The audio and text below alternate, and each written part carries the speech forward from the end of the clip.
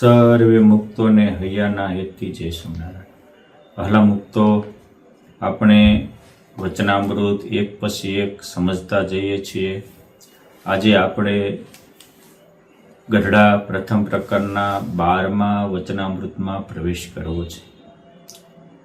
10મું વચનામૃત આપણે કૃતજ્ઞ બનીએ તો કૃતાર્થ થઈએ. 11મું વચનામૃત વાસના ટાળીએ તો જ ઉપાસના થાય. વાસના ઝેર છે, ઉપાસના અમૃત છે. વાસના રાગ છે, ઉપાસના બાગ છે.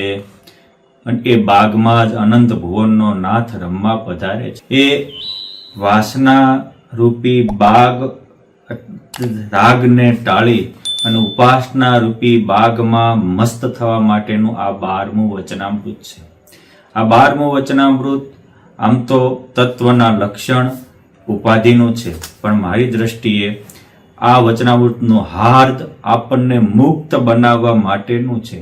એટલે જ આ વચનામૃતમાં મુખ્ય 5 મુદ્દા ચર્ચાના છે. પોઈન્ટ 1, પ્રકૃતિ પુરુષ.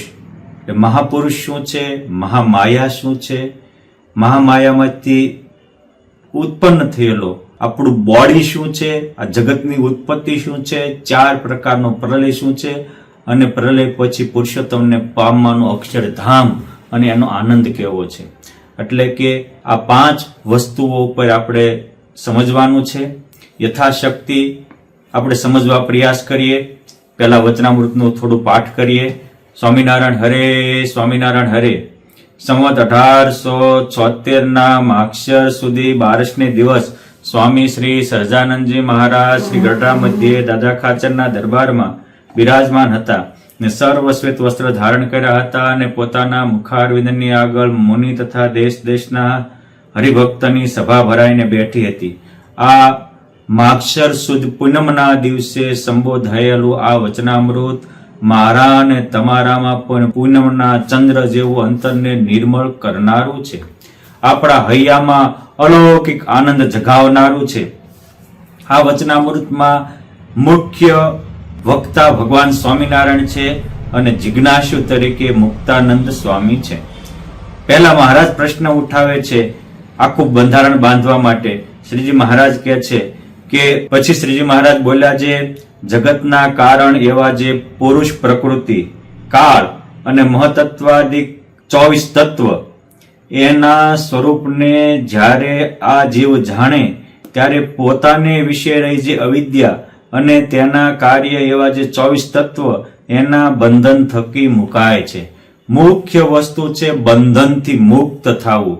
અને માણસ બંધાય ત્યાં સુધી ગંધાય અને વિષય ભોગ ભોગવવા એ જન્મ ભોગવવા જેવું છે. હવે અહીંયા કહે છે કે જગતનું કારણ. જો કે કોઈ પણ કાર્ય થતું હોય તો એના કારણ હોય, નિમિત્ત કારણ હોય, ઉપાદાન કારણ હોય અને સહકારી કારણ હોય, આ 3 કારણ હોય. એમાં જે જગતનું કારણ એવા પુરુષને પ્રકૃતિ એ ઉપાદાન કારણ છે. નિમિત્ત તો નારાયણ એક છે અને નારાયણના સંકલ્પથી થાય છે. જેમ કોઈ ઘડો બનાવવો હોય તો માટી છે એ ઉપાદાન કારણ છે, નિમિત્ત કારણ એનો કુંભાર છે. કુંભાર માટીનો જેવો ઘાટ ઘડવો હોય એવો ઘડે છે. એ જ રીતે પુરુષોત્તમ નારાયણ આ મહાપુરુષ અને મહામાયા રૂપી 2 શક્તિ દ્વારા, આ બંને પુરુષોત્તમ નારાયણની શક્તિ છે, જળ અને ચિદ, અને એના દ્વારા પુરુષોત્તમ નારાયણ બ્રહ્માંડો સર્જે છે. હવે આ સર્જે છે એ આપણે જાણીએ તો આપણી અવિદ્યાથી મુક્ત થવી મેઇન મુદ્દો છે. આપણે કેવી રીતે આમાંથી મુકાઈએ. જો કે આખા બ્રહ્માંડની ઉત્પત્તિ ન સમજાય અને ખાલી આપણે બોડીની ઉત્પત્તિ સમજાય ને તોય તે જગતના બંધનથી છૂટી જવાય. કારણ કે બોડી છે એ જ આપણું મોટા ભાગનું બંધન છે અને પ્રત્યેક વ્યક્તિને પોતાનું શરીર છે એ જ એનું જગત છે. જેવું શરીર છૂટે એટલે એના માટે એનું જગત સમાપ્ત થઈ જાય, એના કુટુંબીઓ સમાપ્ત થઈ જાય, એને ભેગી કરેલી સંપત્તિ સમાપ્ત થઈ જાય. માટે આ અવિદ્યા એટલે શું? તો જે મારાના તમારા મગજમાં અહમતા ને મમતા ઘર કરીને રહે છે, આ જ મોટી અવિદ્યા છે. અને એ આ મારું, આ તારું, આ પરાયું અને આ પોતાનું, આવું જે મારા તારાનું બંધન, આ અવિદ્યા છે. અને એમાં એ અવિદ્યાને કારણે આપણે વારંવાર પુનરપી જનનમ પુનરપી મરણમ પુનરપી જનની જઠરે ચય શયનમ ઇહ સંસારે ખલુ દુસ્તારે કૃપયા પારે પાર ઉતારે, આ વારંવાર જન્મવું મરણવું આ બધું જ થાય છે. આ 24 તત્વ નું આ બોડી આવે છે અને બોડી આપણને પરેશાન કરે છે. આપણને એમ થાય કે આ બોડી 24 તત્વની શું, તો મેઇન મુદ્દો છે કે આપણે પંચભૂત, આ પૃથ્વી જળ તેજ વાયુ અને આકાશ, આ પંચભૂત સ્થૂળ છે.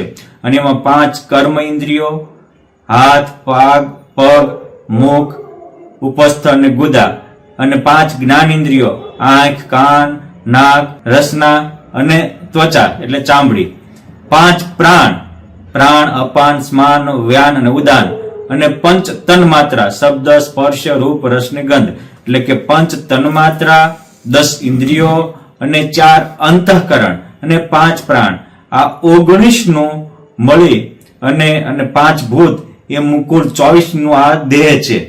હવે આ દેહ પોતાનું મનાય એટલે બંધન થાય છે. એટલે તરત જ મુક્તાનંદ સ્વામી પૂછ્યું, મહારાજે કહ્યું ને કે આના સ્વરૂપને જાણે તો જીવ માયાના બંધનથી મુકાય. એટલે મુક્તાનંદ સ્વામી પૂછ્યું, મહારાજ એના સ્વરૂપને કેમ જાણવા?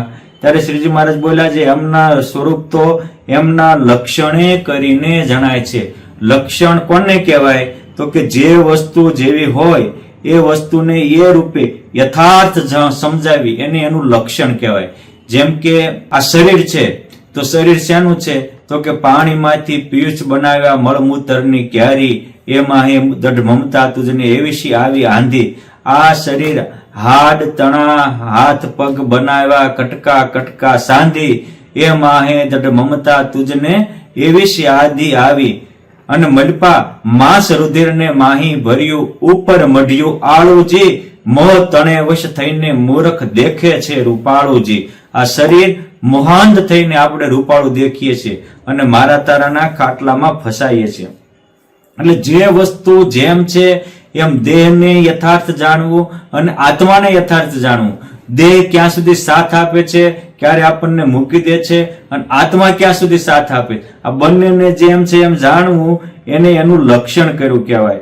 એટલે ભગવાન સ્વામિનારાયણ અહીં પહેલા કીધું ને પુરુષ અને પ્રકૃતિ, એટલે પહેલા ભગવાન પુરુષનું લક્ષણ કરે છે એનું કે પ્રકૃતિના નિયંતા, પ્રકૃતિ થકી વિજાતીય, અખંડ, અનાદિ, અનંત, સત્ય, સ્વયં જ્યોતિ, સર્વજ્ઞ, દિવ્ય વિગ્રહ અને સમગ્ર આકાર માત્રની પ્રવૃત્તિના કારણ અને ક્ષેત્રજ્ઞ, આ પુરુષ છે. જ્યારે આ વસ્તુ સમજવા જેવી છે, ભગવાન સ્વામિનારાયણ 5 ભેદને વારંવાર સમજાવતા હતા. એમાં જીવ અને ઈશ્વર, આ 2 ભેદ છે એ માયાની અંદરના ભેદ છે. જીવ કોટી કે જેમાં વિકાર થાય, જેને ક્ષોભ થતો હોય ત્યાં સુધીનું હોય, જેને ભોગની ઈચ્છા થતી હોય, એ બધા જ જીવ કોટીમાં આવે. ઇન્દ્રાદિક દેવો હોય, ભવબ્રહ્માદિક દેવો હોય, અને એનાથી પર જે ઈશ્વર હોય એનામાં માયિક વિકાર ન હોય, પરંતુ એને ઈશ્વરીયની ઈચ્છા હોય, હવના નિયંતા થવું હોય, કરતા થવું હોય, આવી ઈચ્છા હોય, વાસના ન હોય પરંતુ ઐશ્વર્યની ઈચ્છા હોય, એ બધા જ ઈશ્વર કોટી કહેવાય. અને વચમાં માયાનું બંધન છે, અને માયાથી પરબ્રહ્મ અને પરબ્રહ્મ છે. હવે આ મૂળ પુરુષ કે જે પુરુષોત્તમ નારાયણે સૃષ્ટિ રચવાના સમયે જે વેદોમાં લખ્યું છે કે ઇદમ એકમ સત્યમેવ અગ્ર આસિત સદૈવ અગ્રમાં આસિત, એક સત્ય સનાતન સત્ય પરમ સત્ય એક જ પહેલા હતું અને એની સાથે ધામ ધામીને મુક્તો હતા. એમાંથી પુરુષોત્તમ નારાયણને સંકલ્પ થયો કે સૃષ્ટિના મંડળ થાય, અને એ મુક્ત મંડળમાંથી એક વ્યક્તિ ઉભો થયો, અને જે ઉભો થયો અને એ ભગવાનના પરમાનંદને મૂકી અને માયા સાથે જોડાણો, એને મહાપુરુષ કહેવાય. અને એને મૂળ પુરુષ પણ કહેવાય, પ્રકૃતિ પુરુષ પણ કહેવાય, અને જે પ્રકૃતિ છે એને માયા પણ કહેવાય, મહામાયા પણ કહેવાય. આવી રીતે આ બધાના અલગ અલગ લક્ષણો છે, નામ છે. એટલે આપણે સમજવાનું કે મૂળ માયા કો, મહામાયા કો, મૂળ પ્રકૃતિ કો, ખાલી પ્રકૃતિ કો, આ બધું એક છે. એ જ રીતે મહાપુરુષ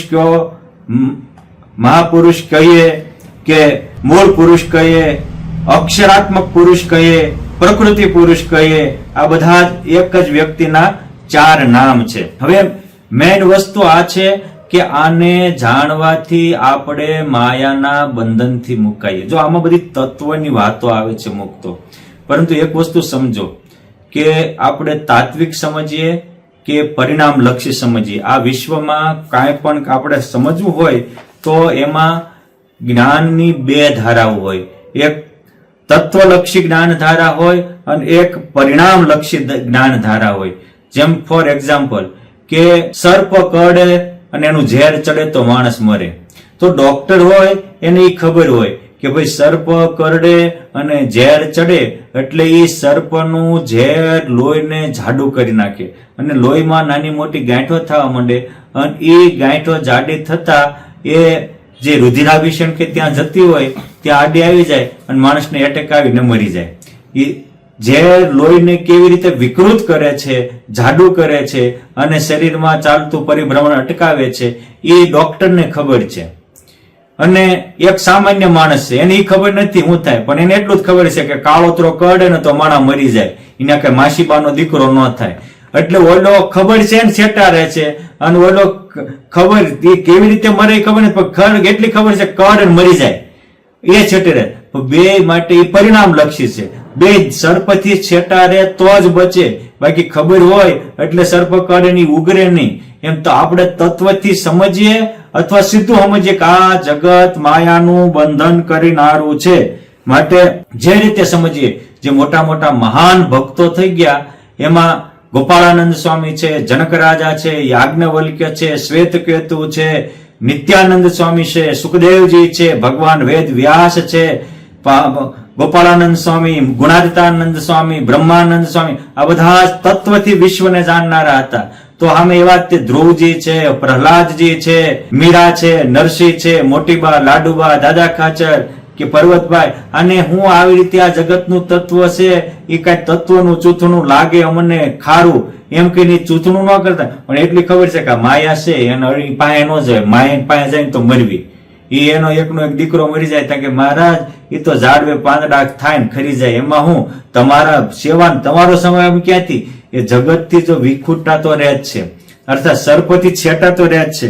એટલે બધા જ લોકોને એવું નથી હોતું કે બધા બધું જાણતા હોય, પરંતુ મહત્વની વાત એ છે કે મુક્તિ ઈચ્છસે ચેત વિષયાન વિષય વત ત્યજેત. જો મુક્તિને ઈચ્છતા હો તો આ વિષયને ઝેર જાણીને મૂકી દો, તો જ તે તમે મિથ્યા મોહ મમતા મૂકવાથી જ પુરુષો તમને પમાય. અને આ મહારાજ એટલે જ તે જગતની આ સૃષ્ટિ મંડાણ થયા ન્યાયથી બતાવે છે કે જે સૃષ્ટિનો નિયંતા જે પુરુષ છે એ કેવો છે?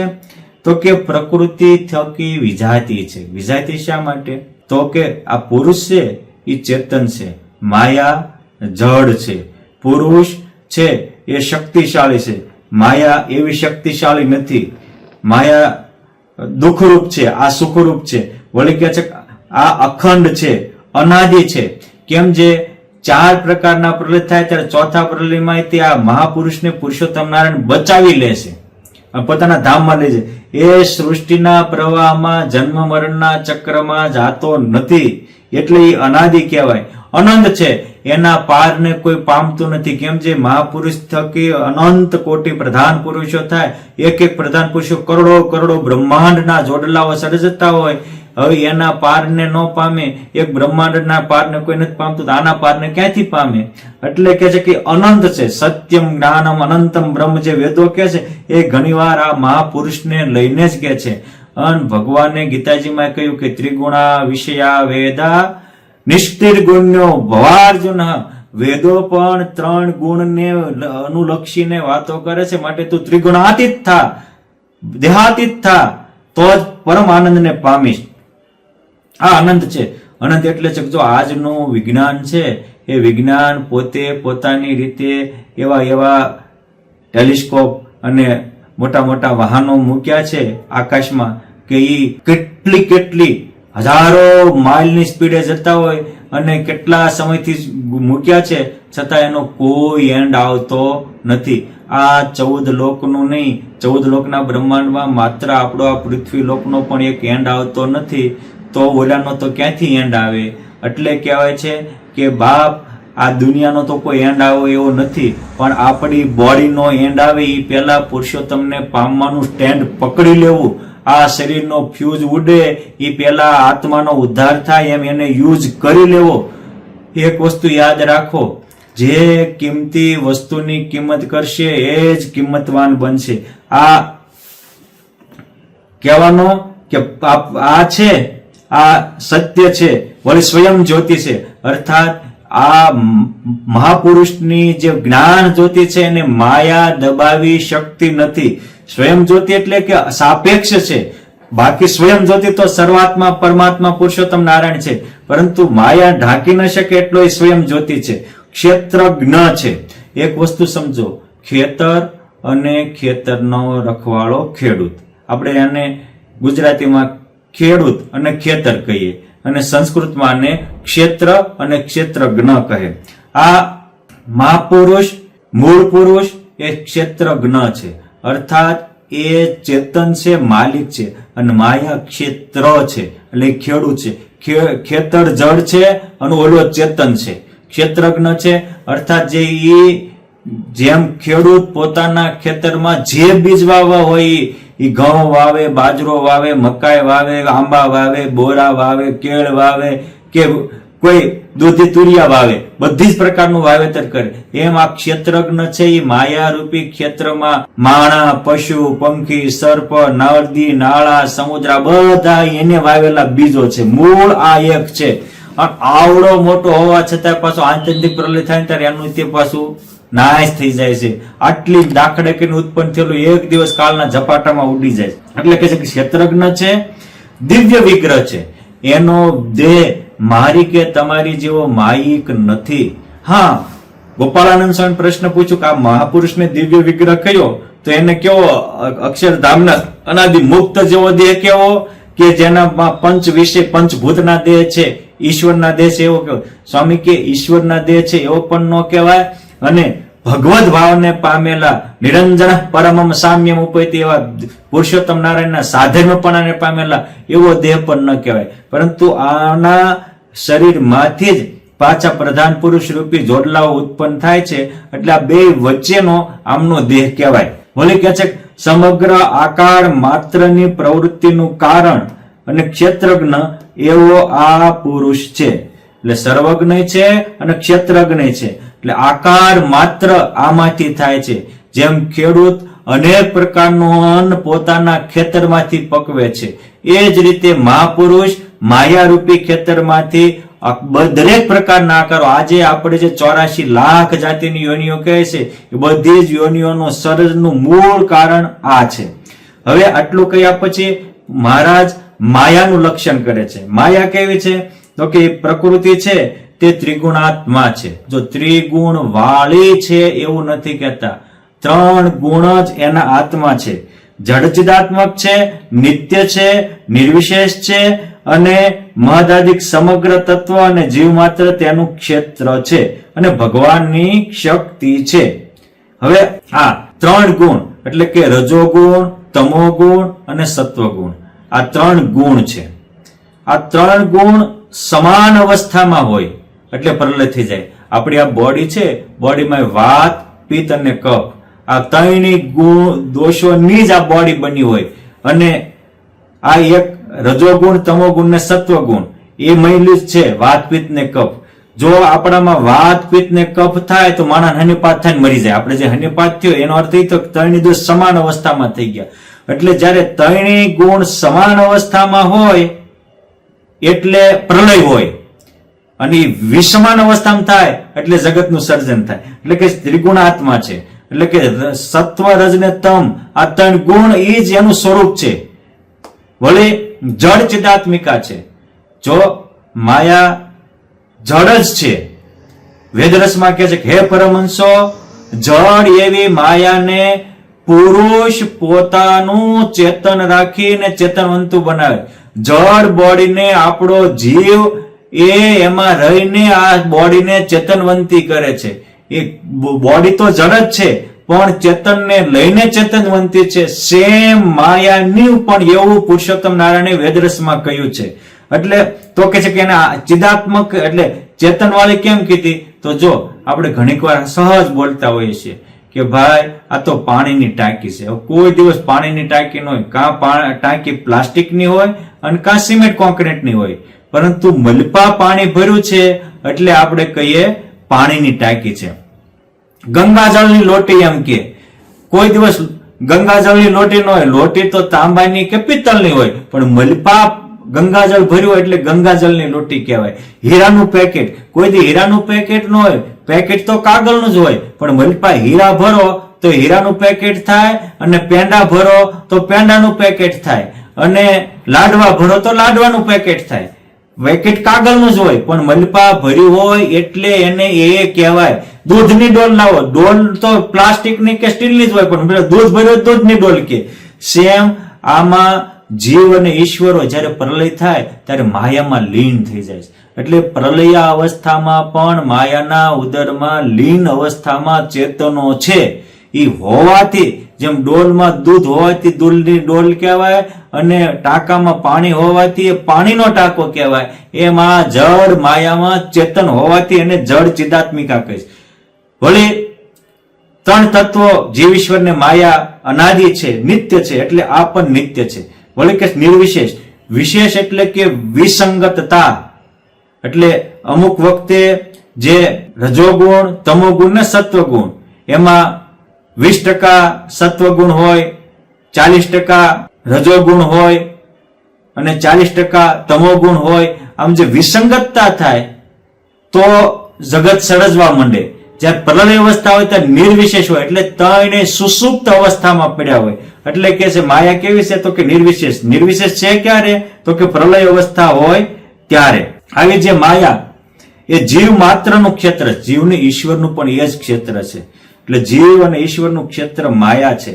હવે તમે કહેશો કે આવી રીતે જો એક હાવ જળ હતી અને એક ચેતન હતો. હવે એ જ્યારે સૃષ્ટિના સમયે પુરુષોત્તમ નારાયણે આની હામું જોયું, અક્ષર દ્વારા એક મુક્ત ઉભો થયો, એટલે મુક્ત અક્ષરધામનો મુક્ત હતો, પણ એને કરતાપણાનો રાગ હતો. એટલે કરોડો મુક્તમાંથી એક મુક્ત આમાં જોડાયો, અને જે જોડાયો એટલે ગુણાતીતાનંદ સ્વામી વાતોમાં લખ્યું કે જેવો માયા હારે જોડાનો, એટલે કે એની ઉજ્જવળતા હતી એ માયામાં વહી ગઈ, ને માયાની કાળાપતિ એ મહાપુરુષમાં લાગી ગઈ. એટલે માયા ઉજળી થઈ અને પુરુષ કાળો થયો.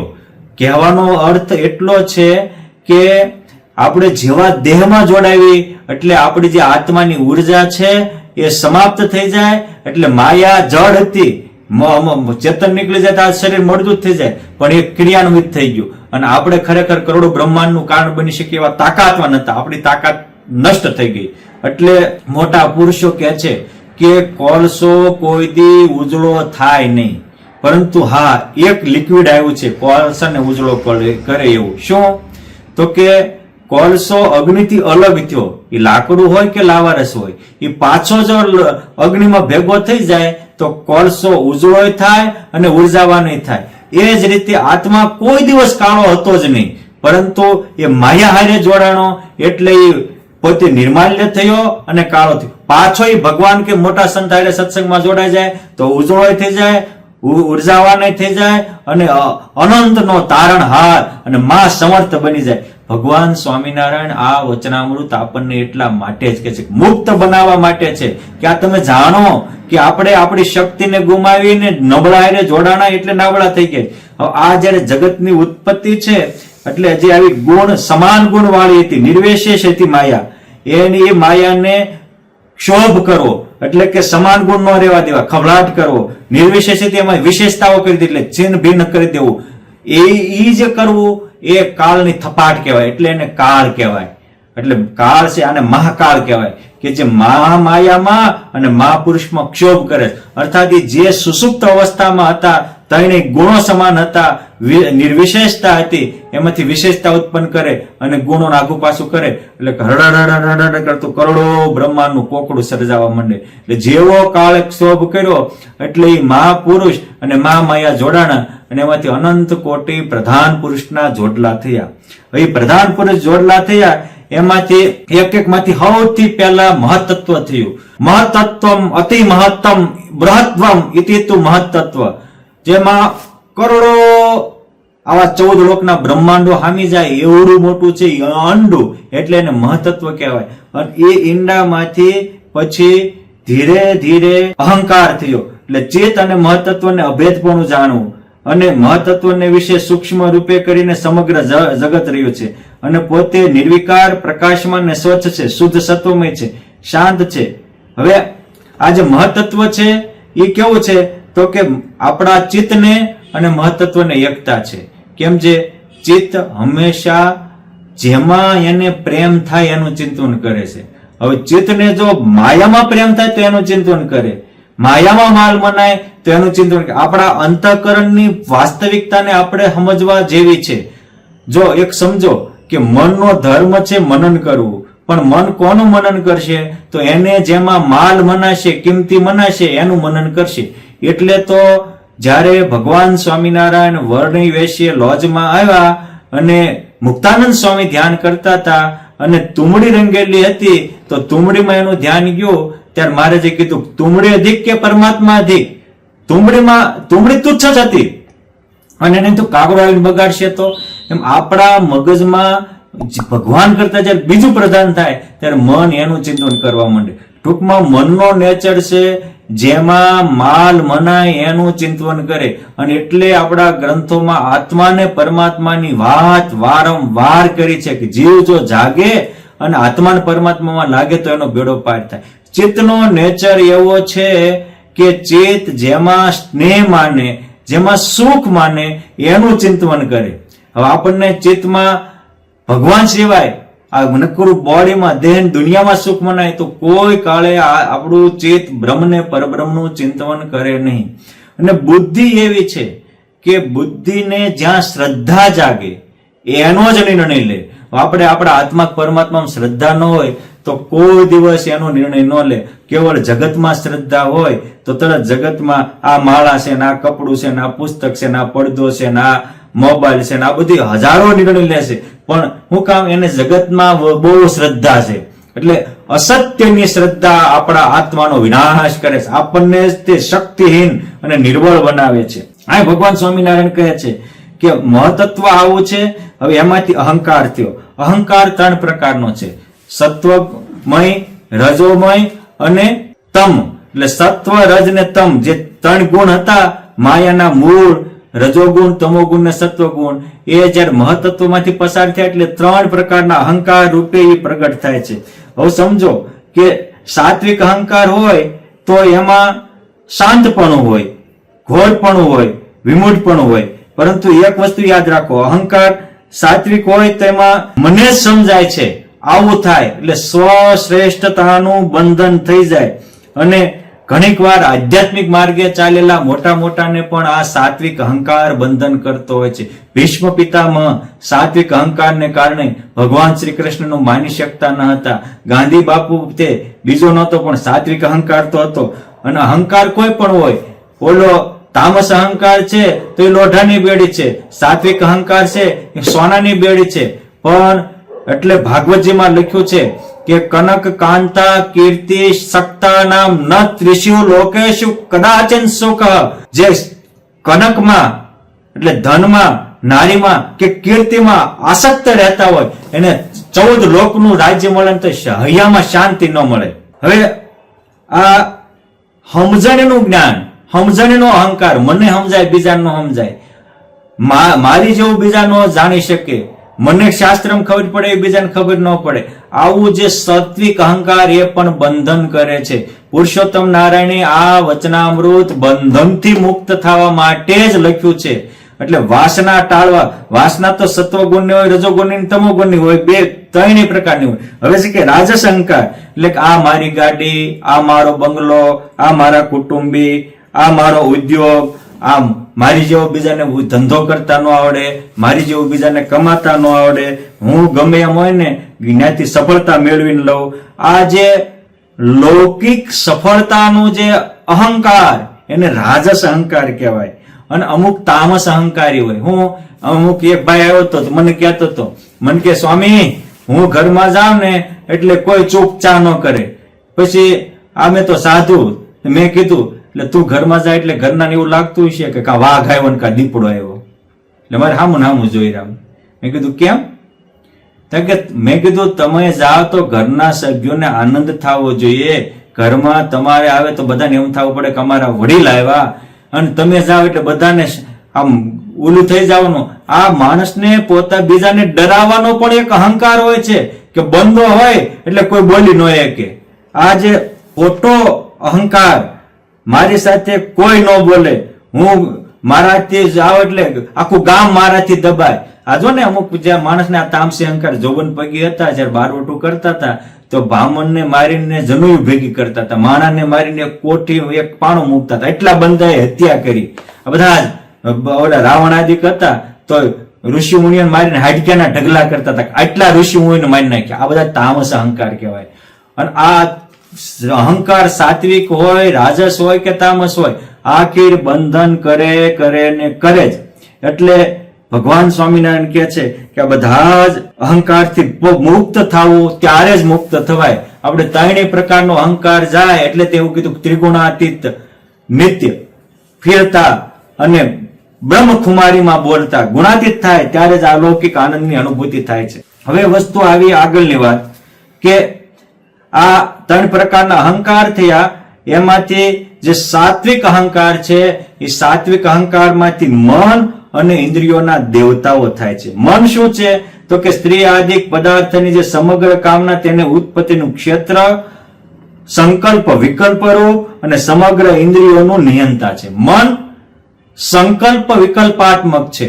મન મુક્તનું હોય કે બધનું હોય, સંકલ્પ કરે ને કરે. એટલે આપણા ગ્રંથોમાં લખ્યું કે મન એ મનુષ્યાણામ કારણમ બંધ મોક્ષયો. હવે તમે જો હારા સંકલ્પ ન કરો તો ખરાબ કરે, અને હારા સંકલ્પ ક્યારે કરે? તમે હારો નિર્ણય લ્યો તો જ મન હારા સંકલ્પ કરે. એટલે ઇન્દ્રિયોનું નિયમન, અને જેવો સંકલ્પ થાય એવું મનમાં સંકલ્પ થાય કે મારે જોવું છે ત્યાં જોવા લલચાય, મનમાં સંકલ્પ થાય કે મારે ફિલ્મના ગાન સાંભળવા છે કાન એમાં લલચાય, મનમાં સંકલ્પ થાય કે આ વસ્તુ ખાવી છે પગી બાજુ જાય અને હાથી બાજુ જાય, મોઢું ખાવા માંડે. એટલે ઇન્દ્રિયોનું નિયંતા મન છે, પણ મનનું નિયંતા બુદ્ધિ છે. એટલે મનસાત પરો બુદ્ધિ, એટલે મારા જો બુદ્ધિનું લક્ષણ કરે છે. બુદ્ધિ ને વિશે પદાર્થ માત્રનું જ્ઞાન છે, અને સમગ્ર ઇન્દ્રિયોના વિષયનું જ્ઞાન છે એ બુદ્ધિ વચ્ચે છે. એટલે બુદ્ધિમાં નિશ્ચય, અનિશ્ચય, સ્મૃતિ આ બધું જ રહ્યું છે. માટે આ જે બુદ્ધિ છે એ બહુ સમજવા જેવી છે. એક બુદ્ધિનો સારો નિર્ણય આપણા અનેક જન્મના બંધનને કાપી શકે છે. રત્નાવલીએ તુલસીદાસજીને એવું કીધું કે હરામમાં પ્રીતિ છે એવી રામમાં કર, તારું કામ થઈ જાય. અને એક નિર્ણય હારો લીધો તો એ કામાસક્ત વ્યક્તિ મહાત્મા તુલસીદાસજી થઈ ગયા, ભારત વર્ષના એક આદર્શ મહાપુરુષ બની ગયા. એક બુદ્ધિનો સારો નિર્ણય. પ્રહલાદજીએ એકવાર નિર્ણય કર્યો એ મારે પરમાત્માને પામવું છે, તો એના બાપાએ 1000 ચેલેન્જ આપી તો પણ એ ક્યાંય લોભાણા નહીં, અને ભગવાનમાં ઠરીને જ બેઠા.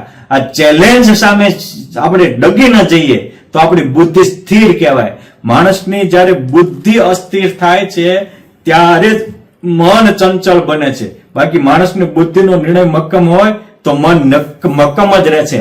માટે મનને સ્થિર કરવું હોય તો પહેલા બુદ્ધિને સ્થિર કરવી પડે. બુદ્ધિને સ્થિર કરવી હોય તો કે બુદ્ધિને હાચામાં શ્રદ્ધા જગાડવી પડે. હું આત્મા છું ને મારામાં પરમાત્મા છે, આમ સત્યની કામનાથી બુદ્ધિ સ્થિર થાય છે. અને પ્રત્યેક મહાન પુરુષોની મહાનતાનું રહસ્ય છે એની બુદ્ધિની સ્થિરતા, અર્થાત એના મક્કમ સત્યના પંથે ચાલવાના નિર્ણય હોય એટલે જ એ પરમ ગતિને પામે છે. માટે આપણે આ સમજવું જોઈએ કે હું જો ખોટા નિર્ણય કરીશ તો સંશય આત્મા વિનશ્યતિ. ખોટા હું આત્મા છું, હશ કે નહીં હો, મારામાં પરમાત્મા છે કે નહીં હોય, આવા જે સંશયો છે ને એ માણસનો વ્યક્તિનો વિનાશ કરે છે. એટલે બુદ્ધિ સ્થિર થવી જોઈએ. ઘણીક વાર માણસો બુદ્ધિને એવી લડાવી અને ભગવાન કે મોટાનો સંગ પણ પોતાની ક્રેડિટ કમાવા કરતા હોય છે. ફોર એક્ઝામ્પલ કે રામાનંદ સ્વામી સરદારમાં આવ્યા ત્યારે સરદાર વાસીઓએ બોલાવ્યા હતા અને સ્વામીની સભામાં આખું ગામ એટલે કે 1200-1500 માણસો હતા. અને એટલે તો મુક્તાનંદ સ્વામીની સભામાં કોઈ ન આવ્યું. ત્યારે મુકુંદાસે પૂછ્યું કે આજ કેમ ના આવ્યા? આ તો ગુરુદેવ રામાનંદ સ્વામી આવ્યા. જો આ રામાનંદ સ્વામીની વાત સાંભળવા ગયા ત્યારે રામાનંદ સ્વામીએ તો એ મઠના મહંત હોવાથી ખોટો પરસ્પર વિવાદ ન થાય, વૈમનસ્ય ન થાય એટલે એને કીધું કોઈ તમે તમારા આશ્રમમાં રહો, આ તો જગતના લોકો માટેનું છે.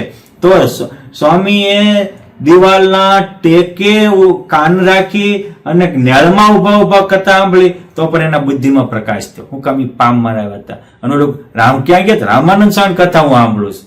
આજે આ પણ એક સાત્વિક અહંકાર છે અને આવો અહંકાર માણસ મોટા સાધુને લાવે અને મારા ઘરે સાધુ આવે, બીજાના ઘરે ન આવે. આ અહંકાર પણ આપણને માયાથી મુક્ત ન થવા દે. સાધુના ઘરે બેસના હોય પરંતુ અહંકાર હોય એટલે કોઈને નમવા ન દે. સંશયાત્મા વિનશ્યતિ. ખંભાતમાં બિહારીલાલભાઈ બ્રહ્મ ભટ્ટ હતા. વિરસદવાળા જ્ઞાન જીવનદાસજી સ્વામીના શિષ્ય હતા. બહુ સમર્થ હતા. એના કેટલાય મનોરથો સ્વામીએ પૂરા કરેલા.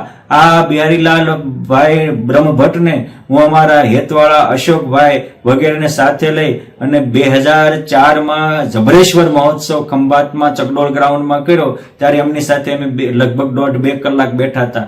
એ વખતે હું અમુક વિરસદવાળા જ્ઞાનજીવન સ્વામીના પ્રસંગ પૂછતો ત્યારે એમનો દીકરો કીર્તિ કહેતા હતા કે સ્વામી સમર્થ તો કેવા કે મારે એક દીકરાનો જન્મ થયો હું સ્વામી પાસે ગયો તો સ્વામી એક હારે 5 કંઠીઓ આપી. મેં કીધું સ્વામી આટલી બધી?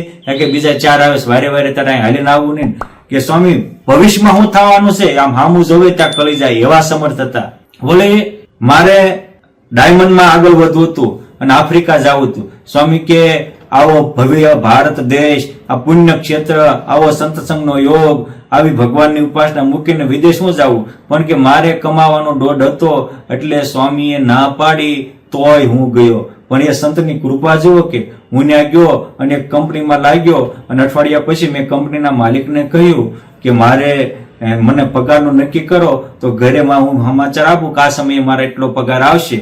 એટલે ઓલા કંપનીના માલિકે જેવું મેં કીધું એટલે કે બટન દબ્યું એટલે 5 બંદૂકધારી આવી ગયા અને પછી સીધું જ મારી સામે નાળસા તાકીને કે તારો પાસપોર્ટ ને બધા મૂકી દેતો. મેં મૂકી દીધું. પછી કે જા ખાવું પીવું એ જ તારો પગાર છે. બોલાને હુકમ કર્યો શેઠે કે દરરોજ બહાર નીકળો ફૂંકી મારજો. કે સ્વામી કે પછી ખાવું ન ભાવે, પીવું ન ભાવે, રાતે ઊંઘ ન આવે. હવે મોટા સાધુના વચન ઉલ્લંઘવાથી કેવું દુઃખ થાય છે એનું વર્ણન કરતા કરતા એની 70-75 વર્ષની ઉંમરે આમ ગદગદિત થઈ ગયા હતા. પછી તો કે મેં અઠવાડિયા સુધીમાં બહુ સ્વામીને પ્રાર્થના કરી, ગુરુ તમે તો કેવા કામ કર્યા છે. અરે કે તમે આણંદના મંદિરમાં બેઠા હતા અને સમુદ્રમાં ડૂબ્યો ને આમ હાથ કરીને સમુદ્રમાં ડૂબતા ને બહાર કાઢી લેતા. મોટા પુરુષો આપણે ગમે ના હોય ત્યાંથી બહાર તો કાઢી લે પણ આપણને એમાં વિશ્વાસ તો હોવો પડે ને. વિશ્વાસ ન હોય તો ભગવાન ન ઉગાડીએ. કે કૃષ્ણ ભગવાનના દીકરાઓ એની ભેગા રહેતા તો ભગવાન એમાં સુધારો ન કરી શકે. હું કામ પોતાના જ અહંકારમાં પોતાની જ બુદ્ધિ બળમાં માણસ સ્વચ્છંદ રીતે રમતો હોય તો એનો ઉદ્ધાર ન થાય. આ સ્વામી કે બહુ દુઃખ થયું. પછી અઠવાડિયા પછી રાત્રિએ મને દિવ્ય રૂપે સ્વામી આવ્યા. મને કે ના પાડી તો આવ્યો અને રોસો વેવલાની જેમ હાલ કે હું તને બહાર મૂકી જાઉં અને સામે બીજી કંપની છે ત્યાં વિયો જાય છે કેતો ધારે આવું. કે હવે સ્વામી તમે આવો મારે ચિંતા નહીં કે હું વિયો જઈશ. કે હું વિયો જઈશ એવું બોલ્યો એટલે તરત સ્વામી અદ્રશ્ય થઈ ગયા. અને જેવો બહાર નીકળ્યો ત્યાં બંદૂકધારી ખુલ્લી બંદૂકે પેરો ભરતા હતા. મને એમ તો ફૂંકી મારશે તો એવો ભય લાગ્યો એટલે પાછો વી આવ્યો. અને તે દિવસે પછી બહુ મૂંઝાણો. રાત્રે ફરીને પ્રાર્થના કરી, બહુ રોયો. ત્યારે ફરીને પાછા એ મહાપુરુષ દિવ્ય રૂપે પ્રગટ થયા. પ્રગટ થઈને કે છે હું કાલ કીધું કે હું કરી લઈશ ન થાય હાલ મારે અરે. પછી મને એમ થયું કે હવે ડાપણ કરવા જેવું છે નહીં. પછી હું સ્વામીની હારે ગયો અને જેમ કૃષ્ણ ભગવાનના જન્મ વખતે ભગવાનને માથે ટોપલો લઈને વસુદેવ નીકળ્યા અને પરોળિયા હોઈ ગયા, બધા સુઈ ગયા, યમુનામાં માગ થયો એમ એની મેતે ઓલા બધા જ દરવાણીઓ હતા એ હોઈ ગયા. દરવાજાના તાળા તૂટી ગયા અને દૂર આ કંપનીથી દૂર લગભગ 2-2.5-3 કિલોમીટર દૂર બીજી કંપની હતી અને એ જામનગરના કોઈ સજ્જન વ્યક્તિની હતી. સ્વામીએ ત્યાં મૂક્યું કે તું ત્યાં જા, ત્યાં તને બ્રાહ્મણો રસોઈ કરી દેશે અને આજથી 10મા દિવસે તું ભારતમાં પાછો પહોંચીશ અને તું કે જો અત્યારે ઘડિયાળ, તો કે મેં જોયું ત્યારે રાતના 1:07 થઈ હતી કે 10 દિવસ સુધી તારા માથે જે કાળ ફરે છે, પણ હું તારા માટે કાળ રોકી દઉં છું. પછી એ સ્વામી અદૃશ્ય થયા અને એ વખતે લાલ બહાદુર શાસ્ત્રી ભારતના વડાપ્રધાન હતા. પછી ઓલા કંપનીના માલિકને જે સ્વામીએ મૂકી ગયા હતા એને કીધું પાસપોર્ટ તો આવેલા હતા, એ તો ગુંડાની જ કંપની છે, તારી જેવા કેટલાને એના ગુલામ રાખ્યા છે. મારેથી કેવું છે કે સંશય આત્મા વિનશ્યતિ, આ પોતાની બુદ્ધિબળ જ્યાં સુધી આંખ વાર્યા ત્યાં સુધી આવા મોટા સંત મળ્યા હતા, તોય એનો કોઈ લાભ મળ્યો નહીં. જયારે વિશ્વાસ મૂક્યો અને પછી સ્વામીએ કીધું એમ કર્યું ત્યારે એ લાભ મળ્યો. અને લાલ બહાદુર શાસ્ત્રીના કહેવાથી વગર પાસપોર્ટે પછી એને 10મા દિવસે દિલ્હીથી મુંબઈ આવ્યા અને મુંબઈ એરપોર્ટ ઉપર ઉતર્યા અને પછી ત્યાંથી ભુલેશ્વર દર્શને ગયા 9 વાગ્યે. અને ત્યારે પૂછ્યું કે વિરસદવાળા સ્વામી ક્યાં, તો કે ઘાટપર મંદિરમાં છે. અને એ રાત્રે પછી 1 વાગ્યે એરપોર્ટ થી ઉતરીને મંદિરે ગયા અને જોયું ત્યારે કે 1 વાગ્યાનો જે કાંટો હતો એ 10 દિવસ સુધી 1 વાગ્યા સુધી 1:07 જ રહ્યો. અને પછી 10મા દિવસે કાંટો આવ્યો ત્યારે મને થયું કે હાશ, હવે કાળ ચક્ર ઉતર્યું. પછી તો એ ઘાટકોક પર બીજે દિવસે સ્વામીને મળ્યા અને ખંભાતમાં રહ્યા હતા. તો મારે એ કેવું છે કે બુદ્ધિ આવું કામ કરે છે, માટે વિશ્વાસથી માની લે તો જગ જીતી જવાય. આપણે પણ આ સમજવા જેવું છે, જ્યાં સુધી ભગવાન કે સંતના વચનમાં વિશ્વાસ ન આવે ત્યાં સુધી આપણે હાવ સામાન્ય રહીએ. અને એક વાત યાદ રાખજો, આપણે ભગવાન કે સંતમાં વિશ્વાસ નહીં મૂકીએ તો ગમે એમાં વિશ્વાસ મૂકશું, પરંતુ એ વાલિયા લૂંટારાએ નારદજીમાં વિશ્વાસ મૂક્યો તો એ વાલિયો લૂંટારો મંડી અને વિશ્વ વંદની વાલ્મીકી ઋષિ થયા. એ પ્રહલાદજીએ વિશ્વાસ મૂક્યો નારદજીનો તો જે મહાન આદર્શ દૈત પુત્ર હતા તો દેવોને વંદન કરવા યોગ્ય મહાન ભક્ત બન્યા. અને ખુદ નારદજી દૈત દાસી પુત્ર હતા, પરંતુ મોટા સાધુમાં વિશ્વાસ મૂકીને સેવા કર્યા તો એ દેવર્ષિ બન્યા, એ ભગવાનનો અવતાર ગણાય એવી તાકાતવાન બન્યા અને એના નામનું આખું નારદ પુરાણ બન્યું. એક દિવસનો તર્ક વિતર્કથી ગૂંચવાયેલો એવો નરેન્દ્ર એને રામકૃષ્ણ પરમહંસમાં વિશ્વાસ મૂક્યો, એટલે તો એ મહાન આદર્શ સ્વામી વિવેકાનંદ ભારતીય સંસ્કૃતિના તારણહાર બન્યા. માટે આપણે આપણા બુદ્ધિમાં વિશ્વાસ મૂકવો એના કરતા ભગવાનને મોટાના વિશ્વાસ મૂકીએ તો મોટું કામ થઈ જાય. વિશ્વાસથી માની જાય તો જગતમાં દેહના સંબંધીમાં બંધાવા જેવું નથી, તો બેડો પાર થઈ જાય. એક વસ્તુ યાદ રાખો, જે રીતે જ્ઞાનમાં વિચારધારા 2 છે, એક તત્વલક્ષી, બીજી પરિણામલક્ષી, એ જ રીતે પરમાત્માને પામવાના માર્ગ પણ 2 છે. એક સાધના માર્ગ છે અને એક સમર્પણનો માર્ગ છે. જો આપણે ભગવાનને મોટાના સંતને સમર્પિત થઈ જાય તો સહજમાં બેડો પાર થઈ જાય. દાદા ખાચર, પર્વતભાઈ, અર્જુનજી જો ને મહાભારતના યુદ્ધમાં એ ભીષ્મ પિતા પ્રતિજ્ઞા લેતા હોય તો અર્જુન સૂતા હોય. કૃષ્ણ ભગવાન કે કેમ ઊંઘ આવે તો કે હા. તો કે દાદાની પ્રતિજ્ઞાની નથી ખબર તો કે છે ને. તો કે તોય ઊંઘ આવે તો કે હા. કેમ તો કે તમે જાગો છો. આ સમર્પણ. એ હનુમાનજી મહારાજ સમર્પણ હતા, દાદા ખાચર પર્વતભાઈ સમર્પિત હતા. એટલે એને હું મારો ઠાકોર જગત બધું કાણું, જગત બેઠું પારણે હું દોરી તાણું, આવી રીતે સમજીને કરો, સમર્પિત થઈ જાવ ભગવાનને, તો જીવ માત્રનો નેચર છે સમર્પણ થવું, એ તો આપણો નેચર જ છે. અને જેને સમર્પિત થાવી એવા આપણે થઈ જાય. હનુમાનજી રામને સમર્પિત થયા તો રામ જેવા થઈ ગયા. વાલિયો લૂંટારો નારદજીને સમર્પિત થયો તો નારદજી જેવો થઈ ગયો. 500 પરમહંસ પુરુષોત્તમ નારાયણને સમર્પિત થયા તો પુરુષોત્તમ જેવા થઈ ગયા. અને આપણે આ દેહને દુનિયાને સમર્પિત થયા તો દેહ દુનિયાની ઝપટમાં કાળના પંજામાં અનેક વાર રોતા રહ્યા અને મોઢું ફાડીને જોતા રહ્યા, કાંઈ ઉપજ્યું નહીં. માટે સુખી થવું હોય તો સમર્પિત માર્ગ છે. બીજો સાધના માર્ગ છે. સૌભરીએ 60,000 વર્ષ સુધી સાધના કરી, ચવન ઋષિએ લાખ વર્ષ સુધી સાધના કરી, કંઈક ઋષિ મુનિઓ થઈ ગયા, હઠ યોગ કરે આ કરે, પણ એ સાધના માર્ગ બહુ દુર્ગમ છે, સહેલો માર્ગ છે. ભગવાન કે મોટાને સમર્પિત થઈ અને એ કે એના વચનમાં વિશ્વાસ રાખીને મંડી પડીએ, પળમાં બેડો પાર થાય. પણ દર્શનનો લોભ જાગે અને પ્રદર્શનનો મોહ છૂટે ત્યારે મેળ ખાય. મોટા ભાગના માણસો જ્યાં દર્શન કરવાનું હોય ત્યાં પ્રદર્શન કરવા માંડે છે, એટલે ભટકી જાય છે. એ ગઢપુરના એભલ બાપુ પોતાના શાળા ઘેલા દાદરને લઈને બાબરિયાવાડમાં ગાયો લેવા જતા હોય અને રસ્તામાં રાજુલા પાસેના ઉમેશ ગામમાં આવે અને બે સાધુ ગામના પાદરમાં સભા કરીને બેઠા હોય. એ લાખો આહિર ને લાખો પટેલ ને આ બધા જ દેવો વગેરે 300 જણા બેઠા હોય અને આને એમ થયું કે આ સાધુ મહાત્મા બેઠા છે, ઘોડીઓને પાણી પાવા છે, પાણી પાઈ અને સાધુના દર્શન કરતા જઈએ. એ ઘોડીને પાણી પાવા અને સાધુના દર્શન કરવા થોડી વાર સભાની પાછળ ઉભા રહે ત્યારે વિઠલાનંદ આમ કાંકરી મારીને બોલે કે બાળાનંદ, આ લીમડા હેઠળ તો પુરુષોત્તમ નારાયણ બેસશે. ત્યારે બાળાનંદ કહે છે કે સાચી વાત છે, એ પુરુષોત્તમ નારાયણ ની હેઠળ તો 500 પરમહંસાના બેસના થશે, કેસરિયા રંગ ઘોળાશે અને 500 પરમહંસો ને વચનામૃતના પાન થાય છે ને યુગો સુધી એ લીમડો અને લીમડાની સભાઓ અમર થાય છે. જો આ સાધુ બોલ્યા હતા, ઓલાએ સાધુને બોલાવ્યા હતા, સાધુએ ત્યાં ભવિષ્યવાણી કરી હતી, પણ જે બોલાવનારા હતા એ સાધુને જમાડતા હતા, સાધુ માટે પાણી શીશી દેતા હતા, પણ સાધુના વચનમાં વિશ્વાસ નહોતો કે સાધુ છે બોલે. ત્યારે ઓલા વટે માર્ગો હતા, ગાયો ખરીદવા જતા હતા, ઉભા રહ્યા. એ અભલ બાપુને વિશ્વાસ આવી ગયો. સભા પૂરી થઈ ત્યારે ઓલા દરબારને જાણીને બધા પગે લાગે, ઓહો બાપુ તમે ક્યાંથી? તકે અમારે તો ગાવું ખરીદવા જવું છે, અમારી યોગી સેવા. બીજે તો કઈ નથી, આ એક લીમડો.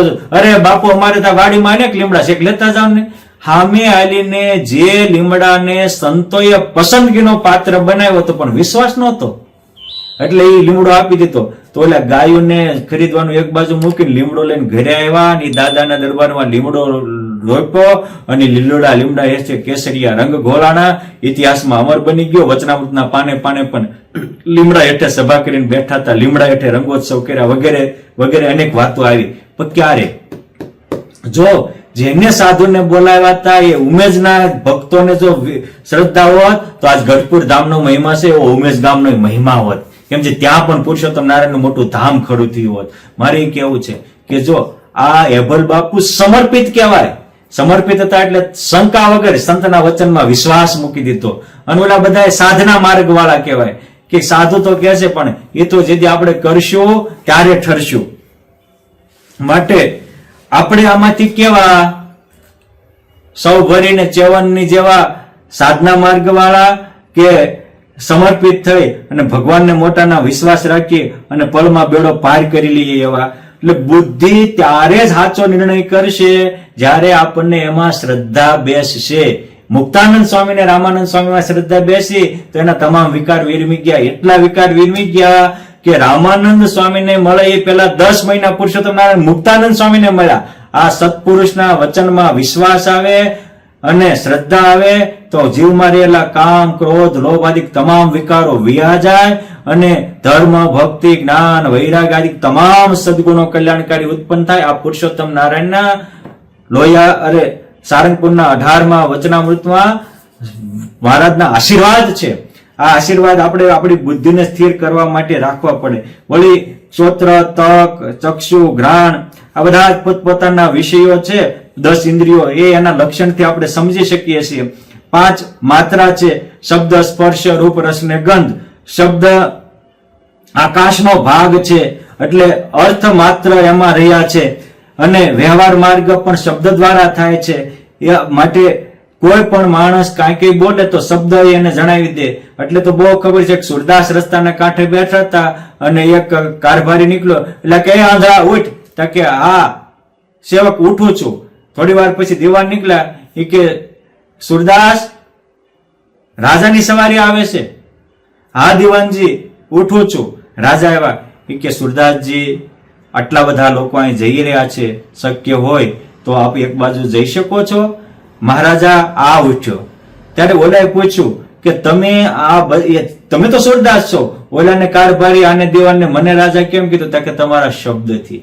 માણસ બોલે છે ત્યારે એની જે અંદરમાં પડ્યો હોય એ આપોઆપ બહાર આવે છે. એટલે અમારે નિષ્કુળાનંદ સ્વામીએ લખ્યું કે જેનું તન મન માન્યું ત્યાગે રે, ધર્મ ભક્તિ ભાવે છે, જેના વચન વિટા વૈરાગે રે, અંતરમાંથી આવે છે.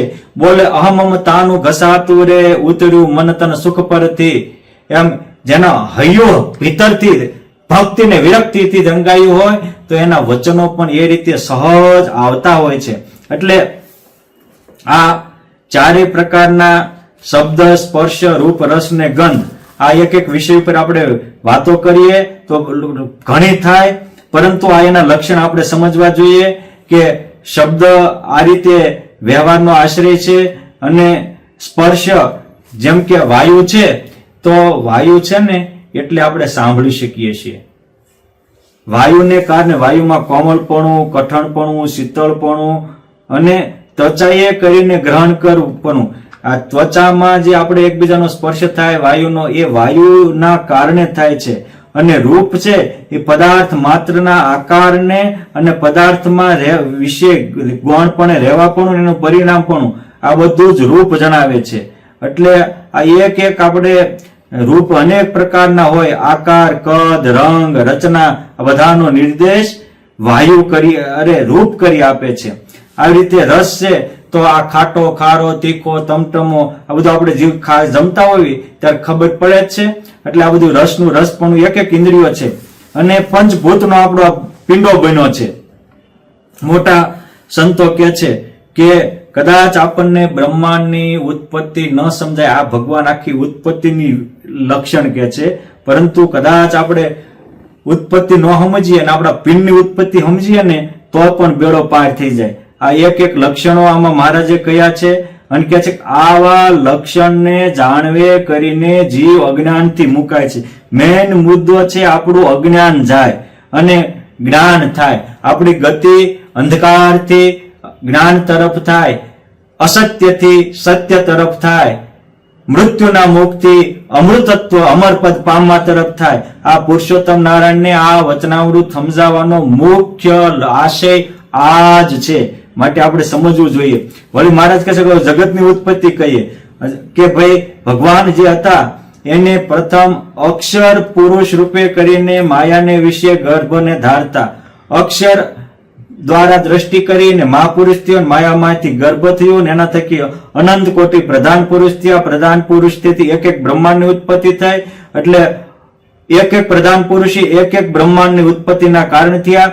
એમાં પ્રથમ પુરુષોત્તમ એવા જે ભગવાન તે પુરુષ રૂપે કરીને પ્રધાનને વિશે ગર્ભને ધરતા અને પ્રધાન થકી મહતત્વ થયું, મહતત્વ થકી 3 પ્રકારનો અહંકાર થયો, સાત્વિક અહંકારથી મન અને ઇન્દ્રિયો થયા, રાજક અહંકારથી 10 પ્રકારની ઇન્દ્રિયો અને બુદ્ધિ ને પ્રાણ થયા, અને તામસ અહંકારમાંથી પંચભૂત અને એટલે પૃથ્વી, જળ, તેજ, વાયુ, આકાશ અને પંચતન માત્ર શબ્દ, સ્પર્શ, રૂપ, રસ ને ગંધ. એટલે આ રીતે આ જગત ઉત્પન્ન થયું. આ પરમેશ્વરની ઈચ્છાએ કરીને આ આખું જગત ઉત્પન્ન થયું છે. ઉત્પન્ન થયેલામાં ઉત્પત્તિ હોય એનો વિનાશ હોય. જાતસ્ય હિ ધ્રુવા મૃત્યુ ધુવા જન્મ મૃતસ્ય છ. માટે ભગવાન કહે છે કે કદાચ તમે આખા બ્રહ્માંડની ઉત્પત્તિ ન જાણો અને માત્ર તમારા બોડીની ઉત્પત્તિ જાણો તોય તે માયાના બંધનથી મુક્ત થવાય. આ બોડી હાથ તણા હાથ પગ બનાવ્યા, કટકા કટકા સાંધીજી, એ માહે જડ મમતા તુજને એવી સી આવી આંધીજી, માંસ રુધિર ને માહે ભર્યું ઉપર મઢ્યું આળુજી, મોહ તણે વશ થઈને મૂરખ દેખે છે રૂપાળુજી.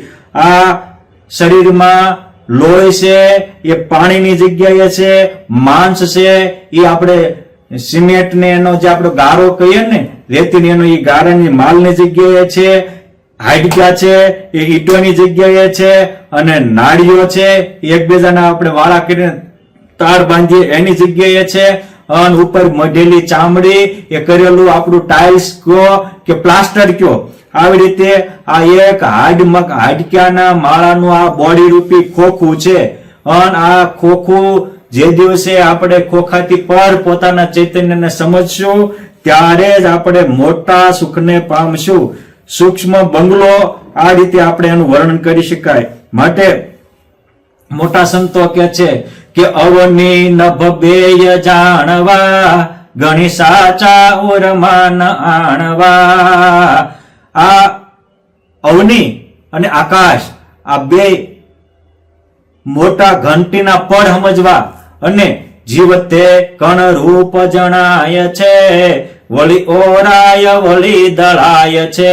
આ અવની ને ઘંટા આકાશ રૂપી પડમાં કરોડો વાળા જીવ ઓરાણો છે, દળાણો છે, અને પાછો ઊંચો જેમ કડાયામાં કણ ઉછળે ઊંચે નીચે અગ્નિ જ્વાળે રે, તેમ તન ધારી બળે છે, સ્વર્ગ મૃત્યુને પાતાળે રે. માટે જો સુખી થવું હોય તો આ તો પ્રકૃતિ પુરુષ પ્રલયમાં આવે, ભવબ્રહ્મમાં ન રહે કોઈ. 14 લોક ચતુર્ધા લગી સર્વે સંહાર હોય, બધાનો વિનાશ થઈ જાય છે. માટે વિનાશી જગતમાંથી જે અવિનાશીને પામી જાય એ જ ડાયો ગણાય. આ વિનાશી માંથી અવિનાશીને પામવું હોય તો વિનાશી જગત માટે જીવવાનું છોડીને અવિનાશી જગત માટે જીવવાનું ચાલુ કરો તો જ આ કામ થાય, બાકી થાય નહીં. એક વસ્તુ યાદ રાખજો, જગમાં હરિ ભક્તિ સત્ય છે, એ વિનાશ ઘણું અસત્ય છે. આ દુનિયામાં ભગવાનની ભક્તિ એ જ સત્ય છે, એ સિવાય બધું જ અસત્ય અને અનિત્ય છે. કોઈ કોઈની સાથે આવનારું નથી. માટે સુખી થવું હોય તો અસત્યની આશા છોડી, અસત્યમાંથી અહમતા ને મમતા તોડી અને પુરુષોત્તમમાં દિલને જોડી દેવું. કરીને આ જ કરવાનું છે. અને એટલા માટે ભગવાન સ્વામિનારાયણ અહીંયા હવે 4 પ્રકારના પ્રલયની વાત કરે છે. આપણે પુરુષનું લક્ષણ સમજ્યા, જગતની ઉત્પત્તિ સમજ્યા, તત્વો સમજ્યા અને હવે પ્રલય સમજાવે છે. કેમ જે જ્યાં સુધી પ્રલય સમજાય નહીં ત્યાં સુધી વૈરાગ્ય થાય નહીં. આ પ્રલય અને પછી પ્રલયને અંતે જ્યારે પુરુષોત્તમને પામવું એ ભગવાનનું અક્ષરધામ છે.